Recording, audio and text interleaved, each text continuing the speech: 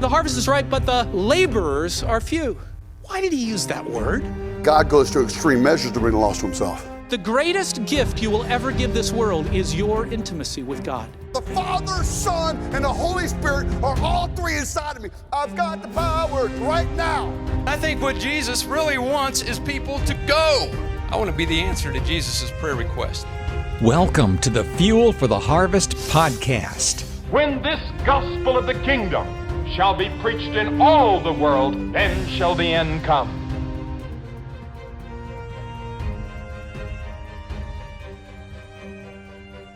Hey everyone, and welcome to this latest episode of Fuel for the Harvest. This is Nathan, and I'll be your host for today. And I have a very special guest joining me, Forge Speaker Adrian Despres. Thanks so much for being here, Adrian.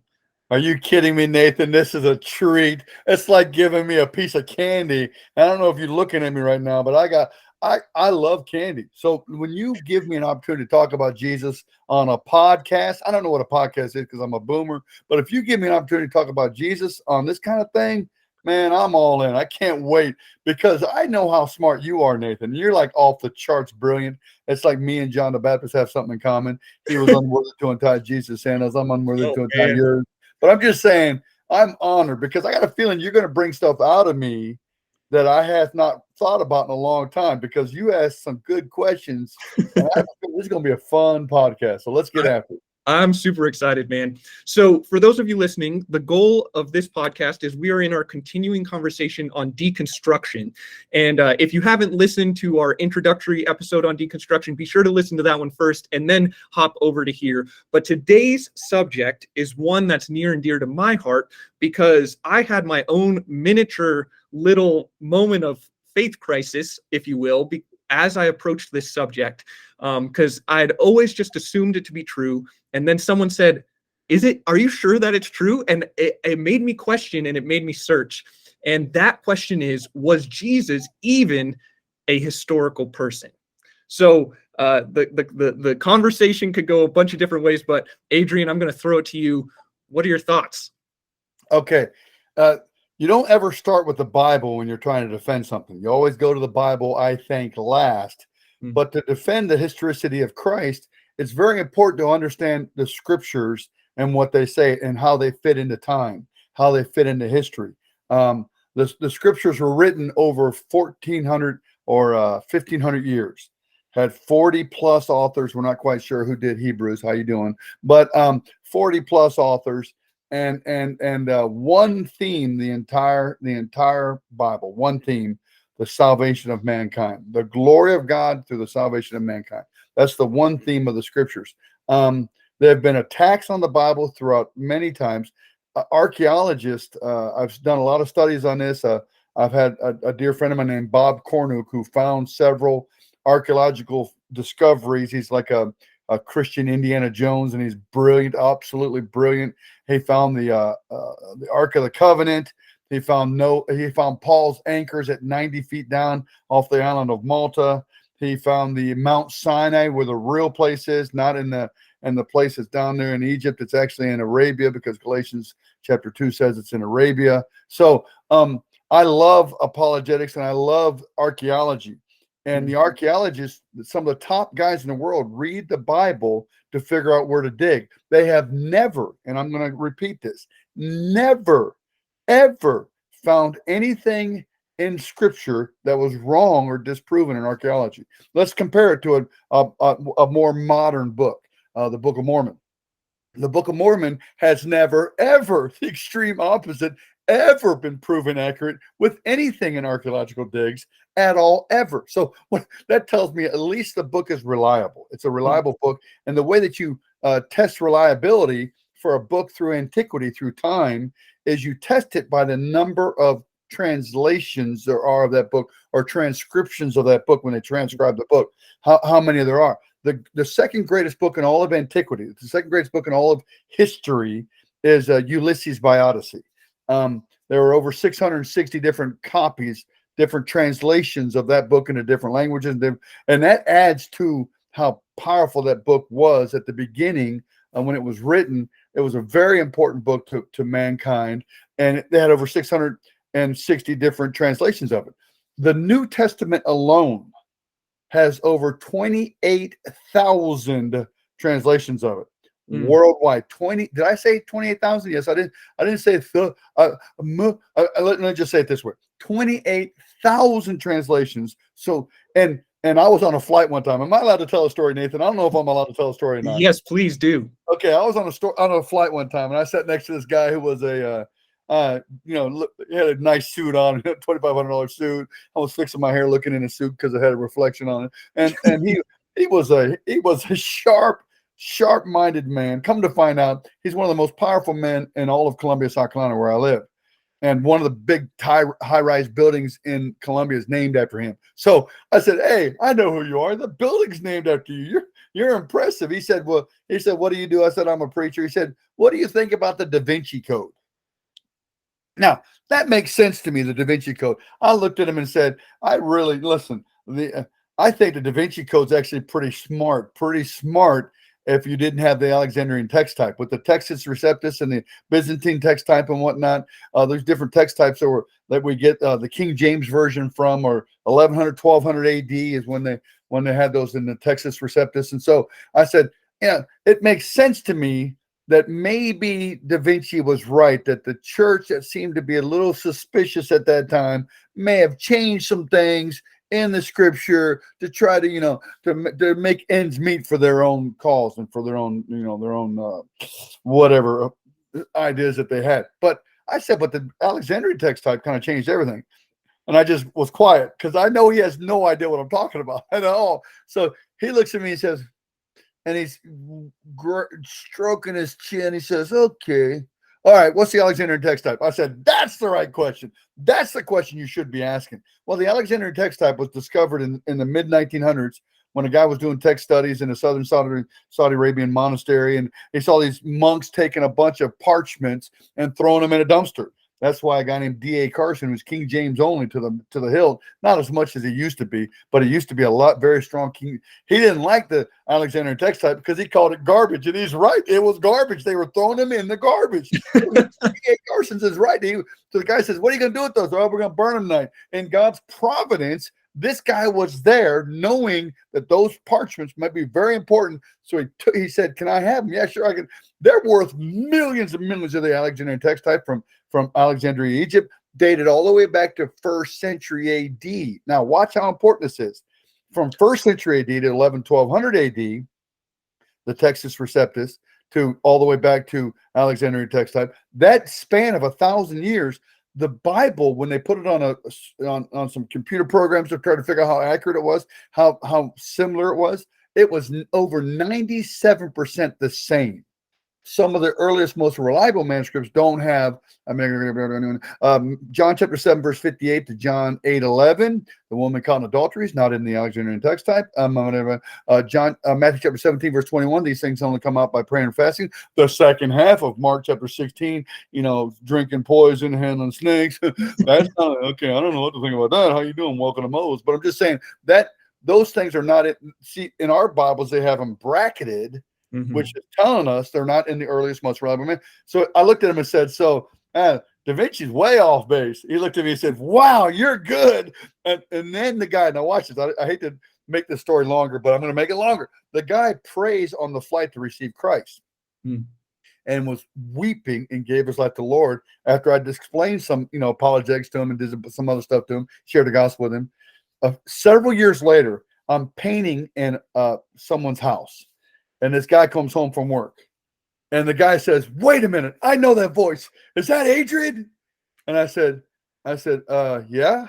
He said, "Adrian, I'm the guy you led to Christ on the plane, the lawyer guy." I said, "What are you doing?" Gave him a big hug. I said, "I didn't know this was your house." Together, his wife had gotten saved, his kids had gotten saved. They were all crying, and I was sitting there hugging them and whatnot all over the room. It was just a random meet on a flight. It's not like God doesn't know what's going on. You can't tell him a joke. "Hey, Lord, have you heard the one?" "Yes." He knows everything. So, all that said, the Bible's pretty accurate when it talks about stuff. So it talks about Jesus a lot. Now, there's also extra biblical writings concerning Jesus that are very, very important.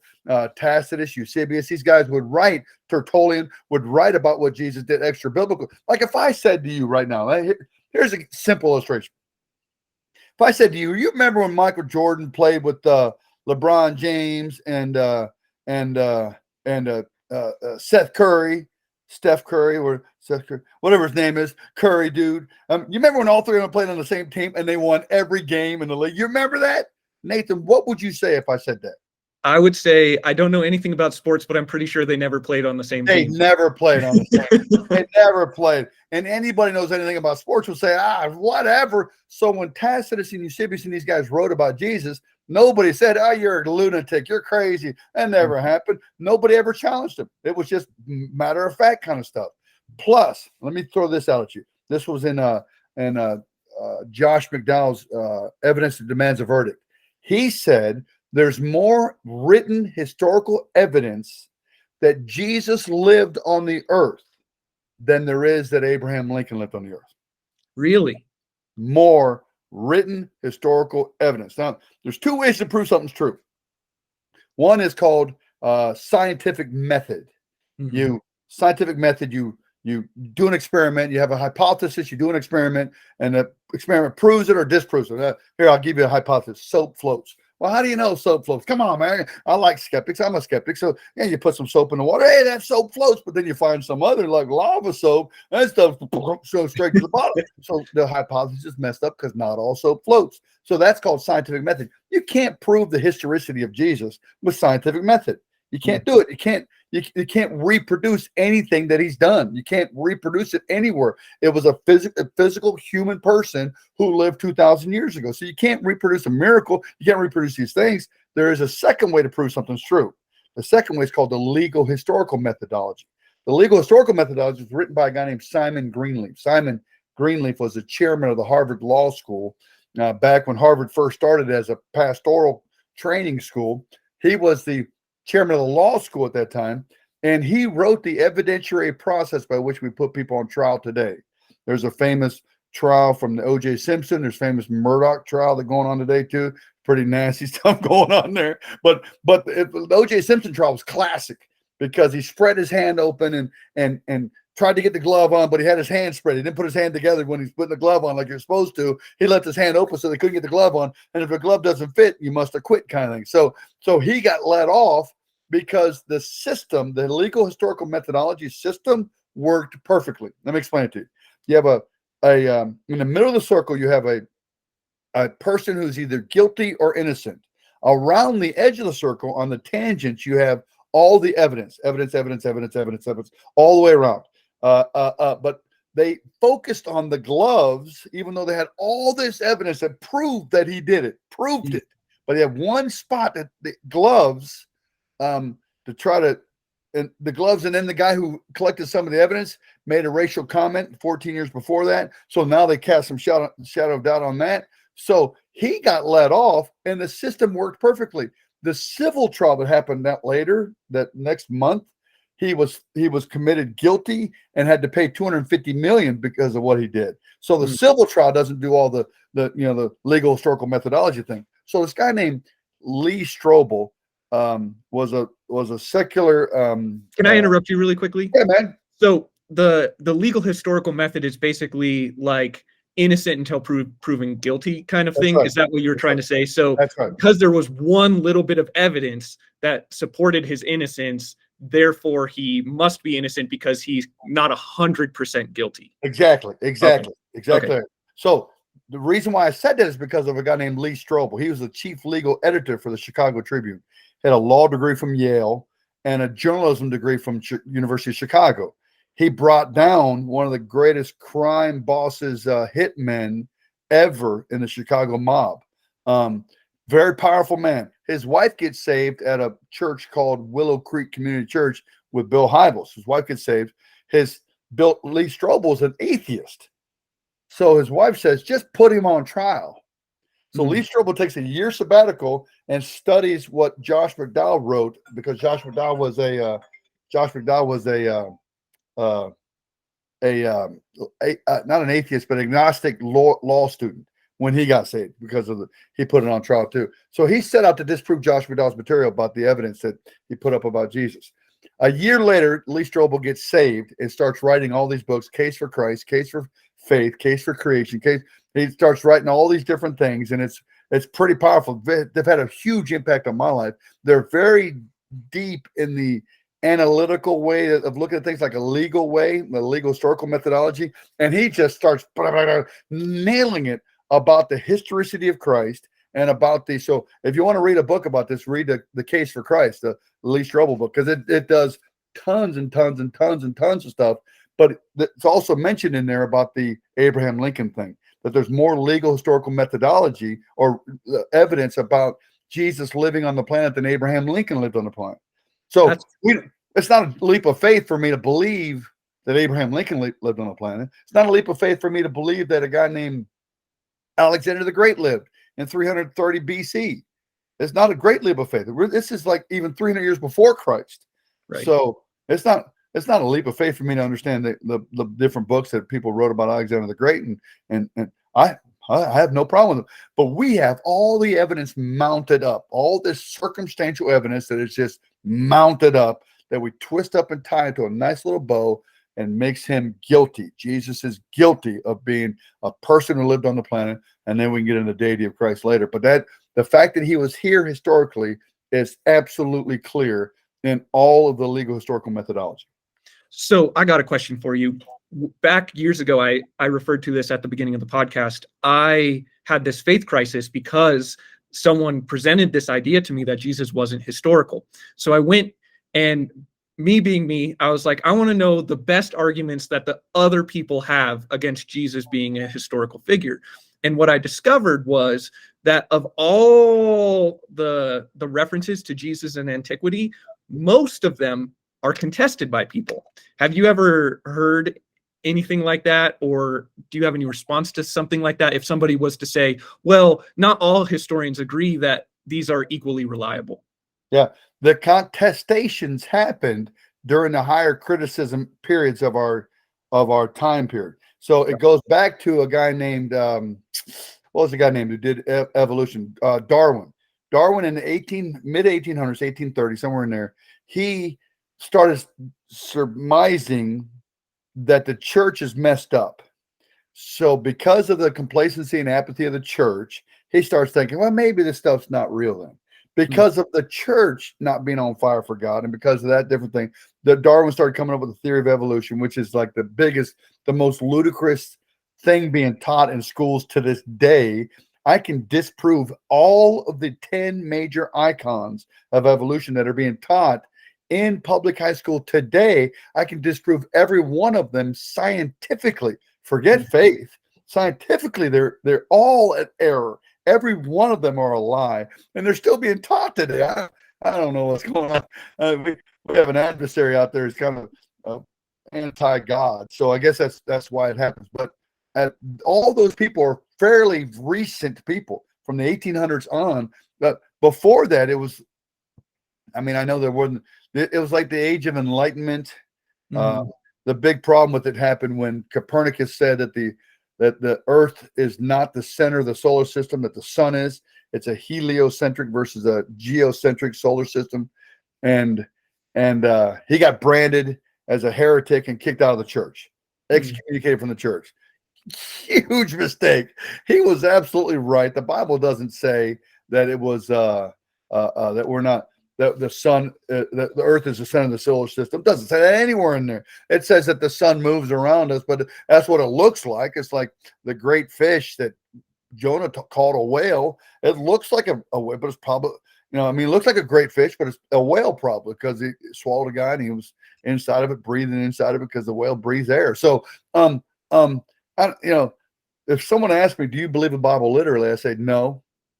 And every time they get all befuddled and go, what do you mean? I thought you were a Christian. I thought you were a preacher. I thought you believed the Bible literally. I said, oh, now wait a minute. If I believed the Bible literally, I wouldn't have my right hand on. I wouldn't have my right eye. Or your eye. I wouldn't have my right hand or my right eye. Jesus said, if your hand calls you to stumble, then cut it off and throw it away. If your right eye calls you to sin, then gouge it out and throw it away. It's better for you to get to heaven without one of your body parts than for your whole body to be thrown into hell. Jesus didn't literally mean that for everybody on the side of the hill there, because everybody would have to have their right hand cut off. He meant, except for him, he meant it hyperbolically. So I believe the Bible hyperbolically when it's hyperbolic, figurative when it's figurative, literal where it's literal. There's a ton of literal stuff in there. Of course, I believe it literal when it's literal, but it's figurative when it's figurative. So the problem is people aren't willing to work. That's why deconstructionism really kind of exploded in this millennial day, because they're not willing to work.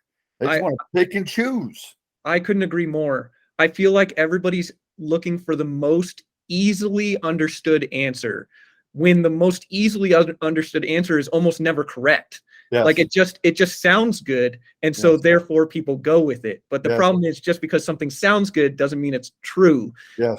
Yes. Anyway, so one thing that I uncovered as far as like those highly contested extra biblical evidences or references to Jesus in antiquity, there are maybe some that are contested, but as you were saying, maybe not as maybe those who are contesting them are not as trustworthy as we would like to think. Right. The other thing I realized and learned is that 3 of them are not hotly contested, and there's no question about whether or not they are whether or not they should be taken at face value. And that's 1 from Tacitus and then 2 from Josephus. And they're very early in antiquity, meaning very close to Jesus's actual life, death, and resurrection. And so there's no doubt that those are actual references to Jesus, the Christ, the Messiah, who lived in Nazareth 2,000 years ago. Exactly. Josephus is the game changer. Yeah. Because think about Josephus writing about Jesus, because he wrote during the days of Christ. So think about him writing about Jesus when he hated Jesus and was completely opposed to Jesus. He has nothing to gain when he writes about Jesus and a bunch to lose. But he was a historical writer who wanted to write history down factually. So Josephus is believed by the Jews throughout time, except for those things about Jesus there. So even the Jews knew, like the story that was made up concerning his resurrection. They paid the guards to say the disciples came and took the body. Do you know what kind of guards a seal? You have 4 and 4 guards. 4 would be sleeping, 4 would be awake. So you had 8 guards there. There's still no way the disciples could have taken on these soldiers from Rome. No way. That's kind of a silly thought. Fishermen. Overwhelmed the guards and they took the body. Okay. So Yeah. Seems unlikely. yeah, very unlikely. Well, Adrian, thank you so much. If people have questions about a deeper conversation about the historicity of Jesus, I imagine you would point them towards evidence that demands a verdict, as well as a case for Christ. Are there any other resources you would point them towards? Reasons to Believe by R.C. Sproul is a very, very good, deep book. It really had a big impact on my life. Matter of fact, in the book that I wrote, I just went blank on the name. Christian Man Laws. I did a couple chapters in there from that. But there's a chapter in Christian Man Laws that's very interesting about a guy named Dr. Donald Coffey. He was a top DNA specialist in the world at the time in the late 80s. He just destroyed evolution and said the only way we could have gotten here is by God making us. And he used science. So I asked him, "Are you a Christian?" He said, "Nope, not a Christian." So him not being a Christian and ruining his reputation proves, in essence, in a court of law kind of thing. It's circumstantial, but it shows a lot of weight towards the veracity of what he says is being true. So Dr. Donna Coffey's in that book. There's several other books. I think anything from Ken Ham is good. Anything from I forgot the guy from Charlotte who's a famous apologetics guy, Geisler, Norman Geisler. Anything from him is good. These guys are all sharp and they write a lot of deep stuff. That's for me, it's entertainment. So awesome. I love reading this stuff. Well, thank you so much, Adrian. Thank you for joining the podcast. And tune in next week. We'll have Adrian again, so you won't want to miss out on that. And yeah, thanks for being here, man. Love you guys. Appreciate it. All right. Hope you guys have a great rest of your day. God bless.